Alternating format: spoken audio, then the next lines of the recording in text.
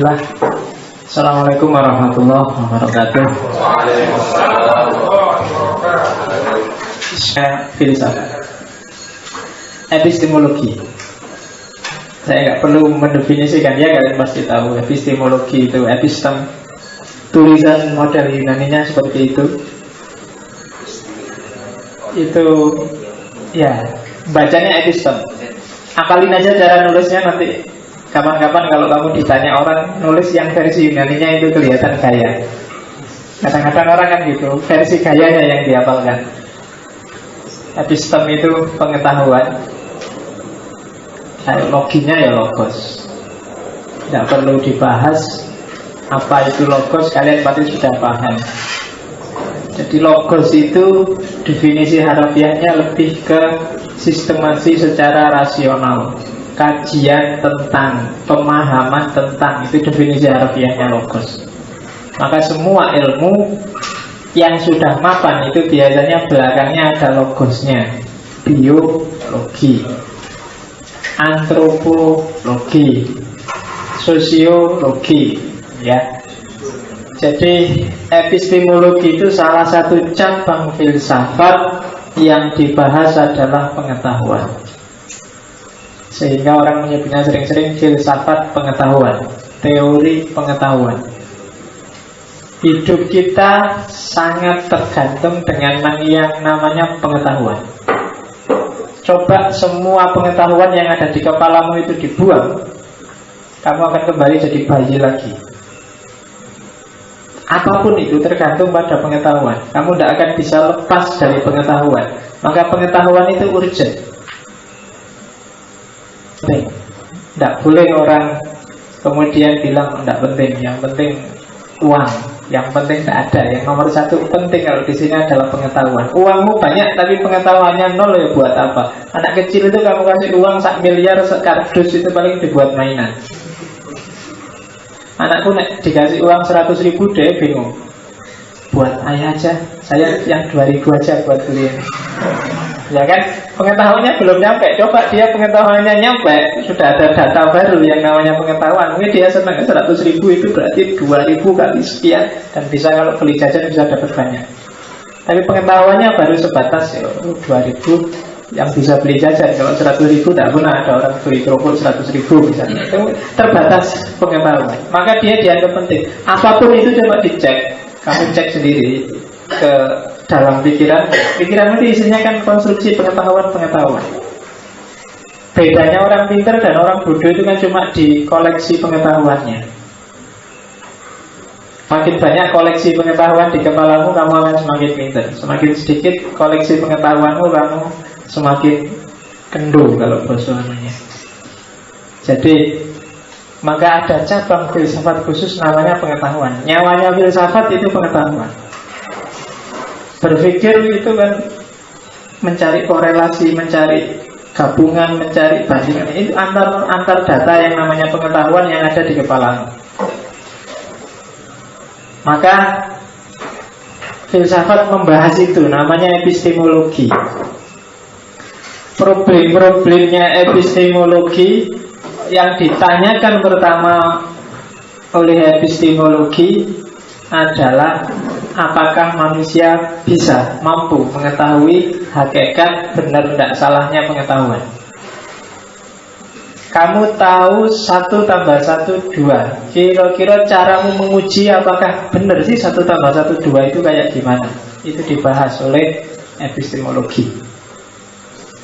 Pengetahuanmu bahwa kalau malam ini dingin maka kamu bawa jaket, itu valid tidak? Membuktikan bahwa pengetahuan itu valid, gimana caranya? Nah, itu dibahas oleh epistemologi. Yang kedua, tentang sifatnya pengetahuan.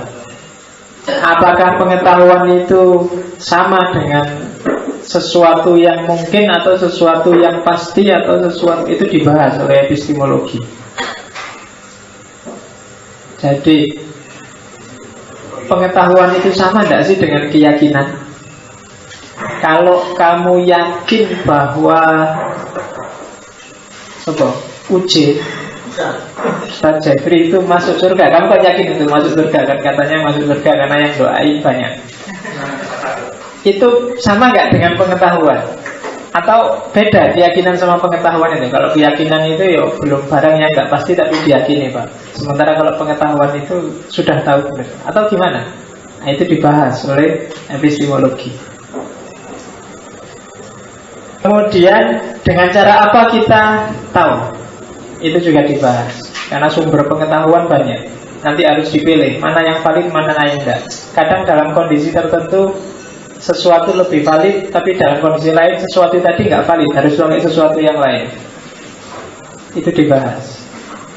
Kalau urusan gempa, urusan bencana, pendapatnya Surono lebih valid dibandingkan mungkin kiai. Kamu sangat hormat dengan kiai, ustadzmu, pokoknya ustadz ini harus ditaati segala kata-katanya. Tapi kalau urusan bencana, meskipun dia raja, kamu kan lebih percaya Surono dibandingkan Hamengkubuwono. Kenapa? Dalam konteks itu dia ahlinya. Kemudian pengetahuan itu sumbernya dari dalam dirimu atau dari luar? Ya. Ini dibahas karena ada perdebatan di kalangan filosof. Filosof paling awal Plato dan Aristoteles yang beda pendapat. Kalau Aristoteles pengetahuan itu dari luar, tapi kalau Plato pengetahuan itu dari dalam. Pengetahuan itu ya sumbernya dari pikiranmu. Tapi kalau enggak, kata Aristoteles, pengetahuan sumbernya realitas sekitar kita terus masuk ke pikiran. Pikiran itu cuma alat. Jadi itu jadi tema. Kemudian alat yang kamu pakai terus apa? Pakai intuisi kah? Pakai akal? Pakai indera? Minggu lalu saya jelaskan itu. Jadi 1, 2, 3, 4, 5 tema ini dibahas dengan berbagai versi. Seperti yang 8 yang saya sebut itu. 8 itu belum termasuk ini ya. Ini baru pengantarnya, epistemologi. Minggu depan baru kita masuk ke filsafat pengetahuan yang sebenarnya. Ini kamu baru saya antarkan aja ke dunia yang namanya epistemologi. Ini baru pengantarnya. Kamu jangan bingung dulu, masih pengantar kok sudah bingung. Ya. Kalau diantarkan bingung ya susah. Nanti jangan-jangan sesat. Kayak yang subur. Oke, katanya pengacaranya yang subur kan itu.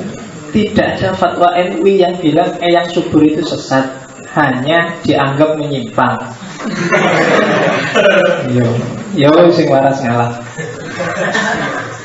Oke. Jenisnya. Ya, agak malam ini harus agak. Tidak usah lambat-lambat. Nanti kalau improvisasinya banyak, materinya dikit, kamu selak ngantuk. Ada 2 jenis epistemologi berdasarkan persepsinya terhadap realitas. Yang pertama ada namanya epistemological idealism. Yang kedua ada epistemological realism. Realis dan idealis. Yang satu porosnya ada di Plato, yang satu porosnya ada di Aristoteles. Karena pemikiran filsafat itu, katanya Russell, ada filosof namanya itu, yang bilang bahwa semua pemikiran filsafat dari awal sampai akhir itu sebenarnya ya cuma catatan kakinya Plato, Aristoteles. Oh, kamu cek sendiri lah. Jadi berarti kalau kamu tidak ngerti Plato, tidak ngerti Aristoteles, terus ngerti filosof macam-macam, kamu cuma ngerti catatan kakinya aja. Filsafatnya yang asli belum. Maka belajarlah 2 orang itu. Itu kan berlanjut. Jadi Aristoteles nanti diwarisi oleh Alexander the Great di Romawi, menyebar jadi ajaran namanya Helenisme. Sementara Plato ini masuk ke Eropa Timur. Yang itu namanya Iskandaria, yang sekarang Istanbul terus Turki. Yang Helenisme, yang versi Aristoteles ini nanti yang diwarisi oleh Islam. Sehingga Islam jaya karena yang diwarisi epistemologi yang coraknya objektif, sainsnya bisa jaya. Sementara yang timur, yang Plato, Itu kan pelanjutnya kan namanya Plotinus, dikenal dengan Neoplatonisme, yang itu pikiran-pikirannya cenderung mistik, dan itu diwarisi Barat awal sebelum modern, sehingga Barat agak tenggelam di abad tengah, sementara Islam jaya. Cuma kemudian dua-duanya ketemu di Italia, nanti melahirkan Renaissance. Dan Renaissance itu jadi tonggak jayanya Barat, dan kebalik, Islam terus jadi senang mistik. Ya kan, diawali dengan Ghazali dan kawan-kawan itu. Karena setelah Islam jatuh itu kan tradisi rasionalitasnya yang berkembang di timur, Persian, Surawadi dan kawan-kawan itu sudah teosofi, sudah mistik. Sementara di dunia Sunni, itu kan dunia Syiah, di dunia Sunni juga begitu. Orang Islam terpesona dengan Ghazali dan kawan-kawan.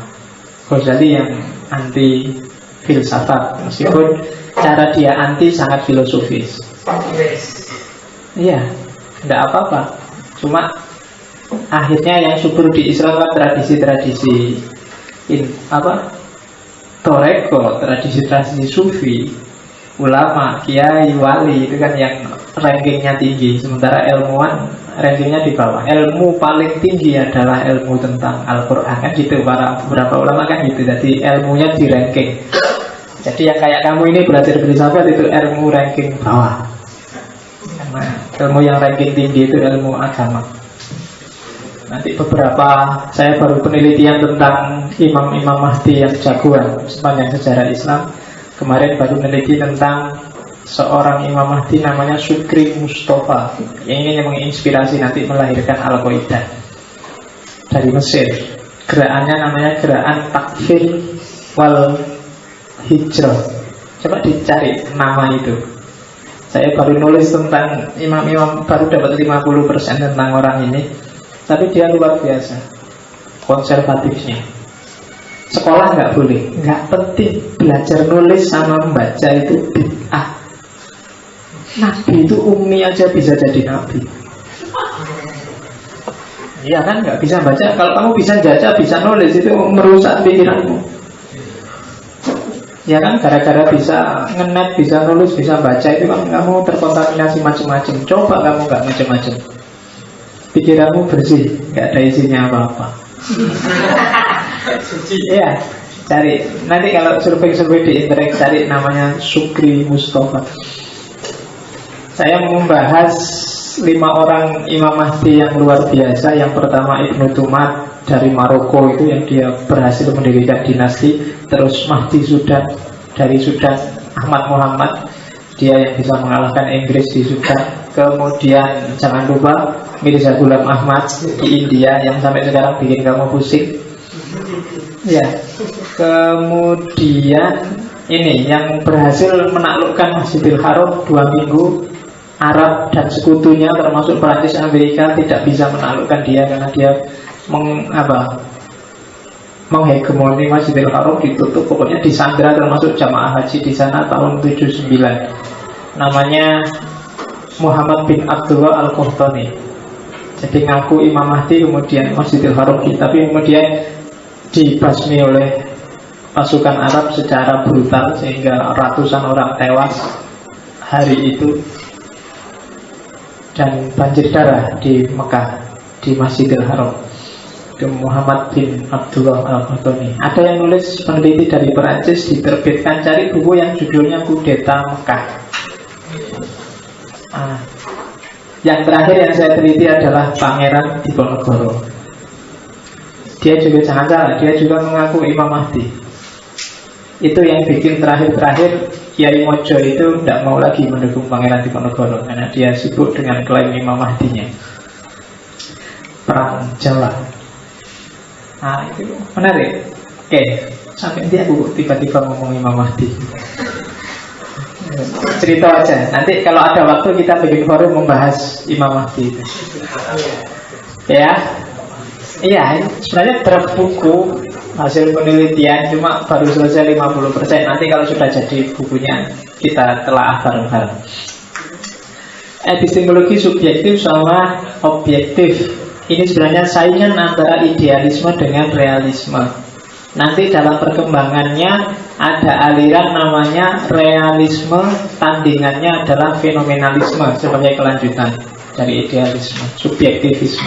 Jadi fenomenalisme itu orang yang bilang bahwa realitas itu tergantung persepsinya manusia, yang punya Immanuel Kant.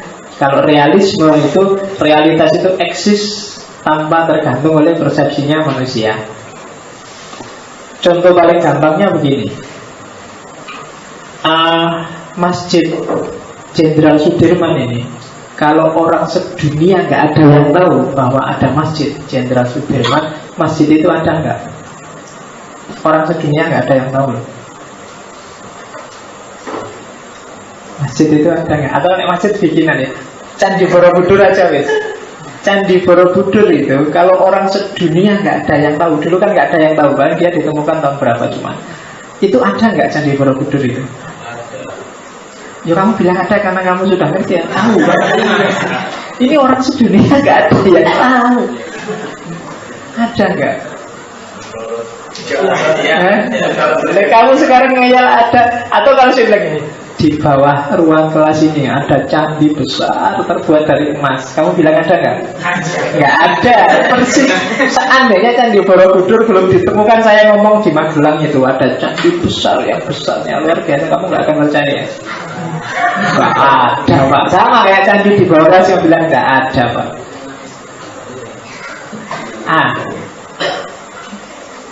Kalau jawabannya nggak ada, berarti kamu itulah fenomenalis. Jadi realitas itu tergantung persepsinya orang, tidak tergantung dirinya sendiri.